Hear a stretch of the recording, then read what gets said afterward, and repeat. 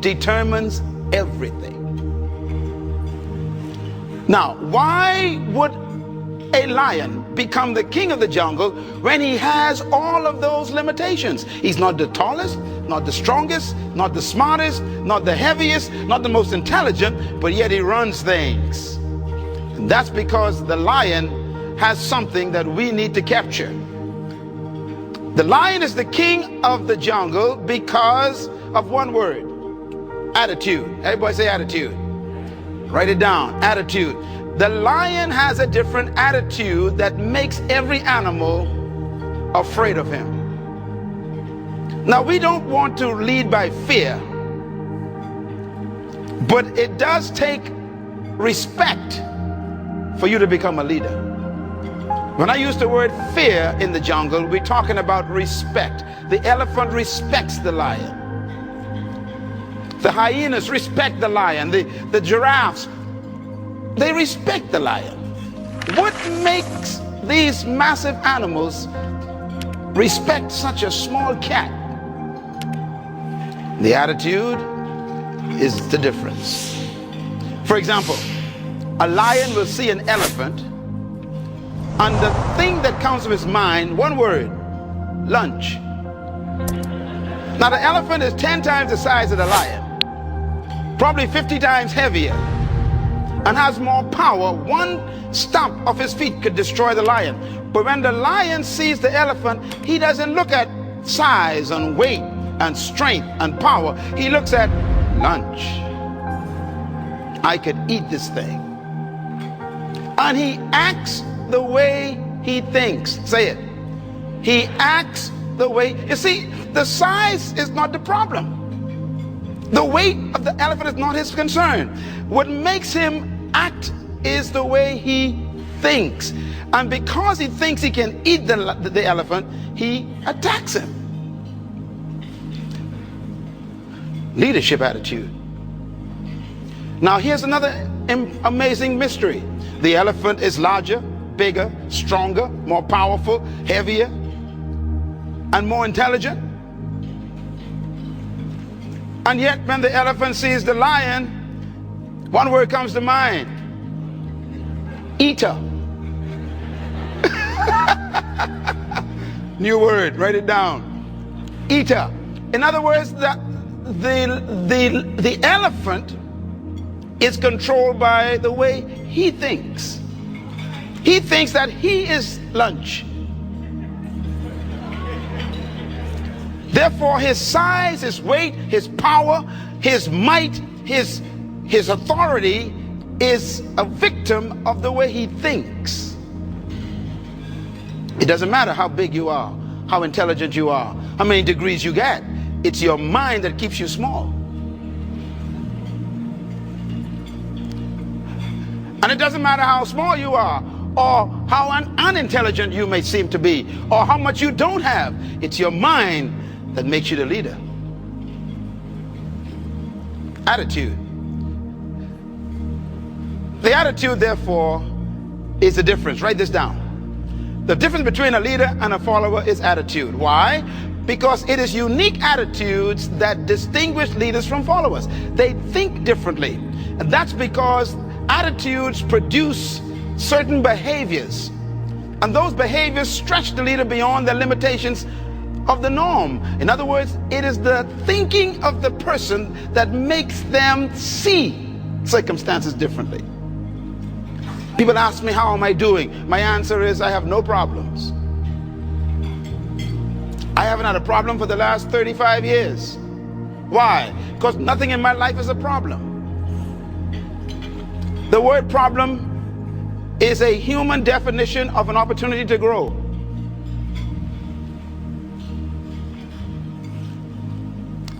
If you call it a problem, it's a negative. If you see it as an opportunity, it becomes a positive. How do you think? Write this down. Attitude is a product of belief. This is very important to develop your leadership. Attitude is a product of belief. You cannot have an attitude beyond your belief. So your attitude comes from your belief system.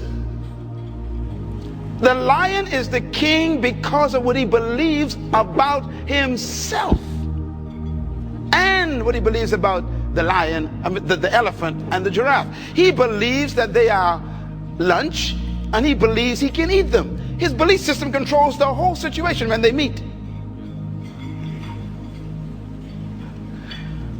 I was born not too far from here in a wooden house right down in the lowest income part of this country called Bainstown.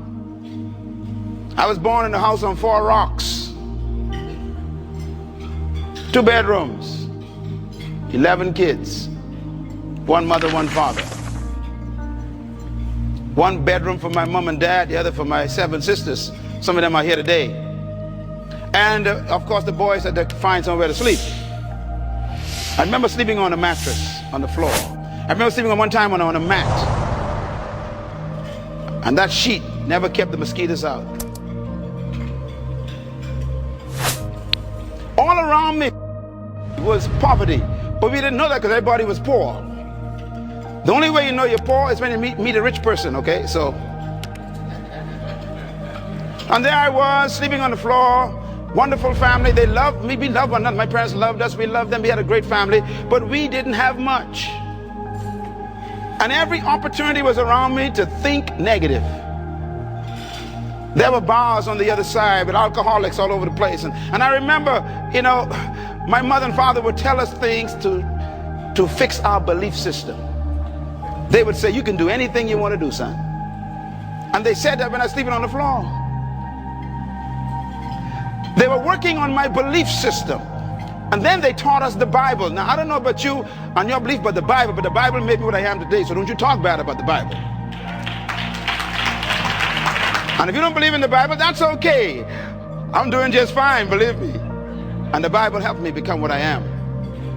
But it was that book that checked my thinking, because I was born under colonialism where all my teachers were white and they called us half-breeds. I remember one time my teacher called me a half-breed monkey. He said, you cannot learn. He said, I don't know why I came all the way from Scotland just to deal with you black children. You are uneducable, he says. Your brain is not normal. You are not intelligent creatures. You are like monkeys. And I was sitting there crying because the guy was just laying into me and I was believing him.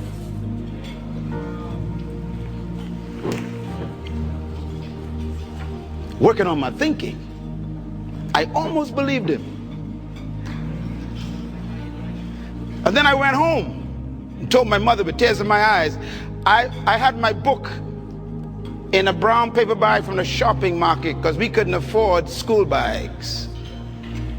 And I remember going home with that brown paper bag, crying and telling my mom and dad that my teacher said I'm a monkey and I can't learn and that something's wrong with me and I'm retarded and we cannot, you know, measure up to their level of expectation. And I began to cry. And my mother said, it doesn't matter what your teacher says. Come here, boy. And she sat me down on that bed. She said, open the Bible. I said, yes, ma'am. I'm crying, tears dropping down on the book. She said, turn to Ephesians. I said, I can't spell that. So she found it for me. I was just a young kid, 11 years old. And she said, now read verse 20. I said, yes, ma'am. And I read it. Ephesians 3 verse 20. Don't you laugh at the Bible.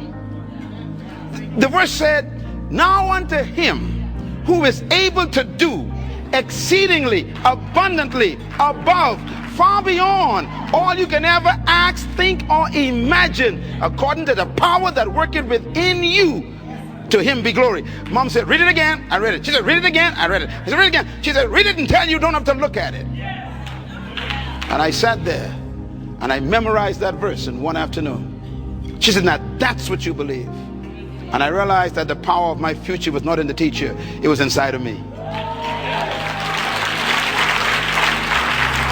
And suddenly that day I became my own teacher. I really did. I didn't trust any more teachers anymore. I went from an F student to an A student in one semester because of my belief system. I graduated from that school. It was called Robinson Road School. It's now called CH3. It's right down the street. I graduated head boy. I used to be an F student and a half-breed monkey, remember? It was my what? Belief system. Write this down. No one can live beyond the limits of their belief. So if you want to live beyond what you're living now, you have to change your belief system. Leaders are born when you have the discovery of a new belief system. The secret to anyone rising is what happens in their belief system. And that's what this conference is about. Write this down, please. Your life is what you think it should be. That's exactly what you are right now. You are what you thought you should be. And if you don't like who you are, you got to change what you think you should be. That's how leaders are born. I'm going to move fast, so you better write fast. You see that picture there? I love this picture. That's what you need to do. This conference is the mother lion, and the little cub is you. And we're going to train you how to go get that elephant. Look at that kid looking. Look at him looking. Whatever mom looking at, he looking at what mom looking at. By the way, when the lions attack the elephant, the males never go. Only the females attack. Come on, ladies, give me a hand.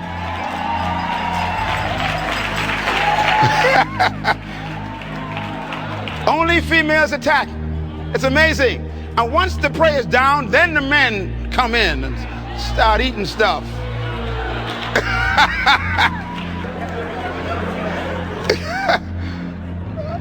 No amount of training in leadership skills, no amount of training in leadership courses or management methods or titles, no amount of promotion or associations with rich people or smart people can ever substitute for the right attitude. No substitute for it. As a matter of fact, your leadership development is determined by, number one, your perception of who you are. Number two, by why you think you exist. And number three, these are very important, your sense of significance. I am giving you my secret to life right here.